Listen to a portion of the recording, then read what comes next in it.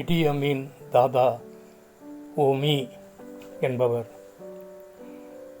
ஒரு notorious dictator and cruel president of Uganda. அவர் 17/5/1925 முதல் 16/8/2003 வரை 78 ஆண்டுகள் வாழ்ந்தார். இறுதியில் கிட்னி ஃபெயிலியரால் இறந்தார். He killed 3 lakhs people for the reason in question.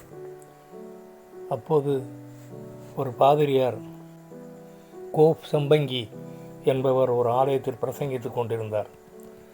அவர் இடி அமீனுடைய சோல்ஜர்ஸால் அரெஸ்ட் பண்ணப்பட்டார். அவர்கள் அவரிடம் உமது இறுதி ஆசை என்ன என்று கேட்டார். அதற்கு பாதிரியார் நடுங்கிக் கொண்டு, என்னை கைது செய்த உங்களுக்காக ஜெபிக்க விரும்புகிறேன் என்று கூறினார். ஆண்டவர் உங்களை மன்னிக்க வேண்டும் என்று ஜெபிக்க விரும்புகிறேன் என்று கூறினார்.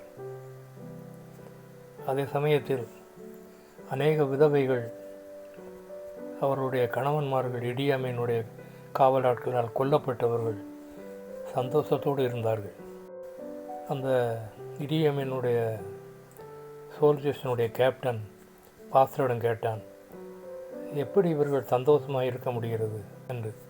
அதற்கு பாதிரியார் பதில் சொன்னார், இறந்த பின் ஒரு நித்திய வாழ்வு உண்டு என்று நாங்கள் நம்புகிறோம்.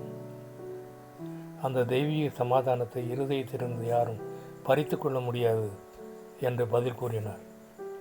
அப்பொழுது அந்த கேப்டன் அந்த பாதிரியாரிடம், எனக்காகவும் ஜெபம் பண்ணுங்கள் ஐயா என்று கேட்டான். உடனே அந்த கேப்டனுக்காகவும் அந்த பாதிரியார் ஜெபம் செய்தார். பின்பு அந்த காவலாட்கள் சென்று விட்டார்கள். சில மாதங்களுக்கு பிற்பாடு அந்த கேப்டன் ஆண்டவரை தன் வாழ்வில் ஏற்றுக்கொண்டான். எனவே கிறிஸ்தவம் என்பது ஒரு மதம் அல்ல, அது வாழ்க்கையில் கடைப்பிடிக்க வேண்டிய ஒரு மார்க்கமாகும். யாத்ராகம 20:3 என்னையன்றி வேறு தேவர்கள் உங்களுக்கு உண்டாயிருக்க வேண்டாம்.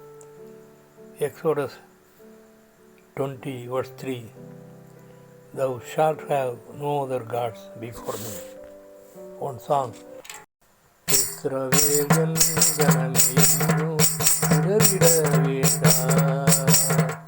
யெகோவா உன் தெய்வமானார், ஏதும் பயம் வேண்டாம். யெகோவா உன் தெய்வமானார், ஏதும் பயம் வேண்டாம். பயப்படாதே திருமந்தையே, பார் நான் உன்னை தயங்காதே மனம் கலங்காதே, உன் தேவன் தினம் காப்பே. இஸ்ரவேல் என் ஜனமே என்றும் இடறிட வேண்டாம். யெகோவா உன் தெய்வமானார், ஏதும் பயம் வேண்டாம். ஜெபம். எங்களை நேசிக்கிற நல்ல பிதாவே, என்னை உங்களுடைய சமூகத்தில் தாழ்த்தி ஒப்பு கொடுக்கிறேன். நானும் கர்த்தாவே அந்த கோல்ஃப் செம்பேங்கியை போல உமக்கு தொண்டு செய்ய கிருபை புரிய வேண்டும் என்று யெகோவா மேசியா நாமத்தில் கெஞ்சி மன்றாடுகிறேன். பரிசுத்த பிதாவே, ஆமென்.